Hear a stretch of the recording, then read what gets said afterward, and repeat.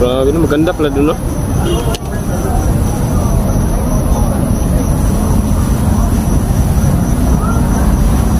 Kaya pag nagpapagawa ng bahay doon, hindi na bumibili buhangin, kundi sa dagat na kumukuha.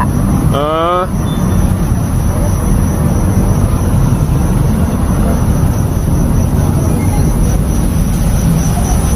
Sa Romblon pala to sila. Yung mga kasamahan mo na dito rin yan, sa Romblon din yan, hindi? Hindi. Mga taga rito lang yan. Ah. Ilan po ang mga anak na, mga bata na inalagaan mo dati, Nay? 3. Ah. Ngayon, malaki na sila ngayon. Oo, may mga pamilya na. Pero itong huli, wala pang pamilya. Ah. Pero ngayon malaki na pinupuntahan kayo dito?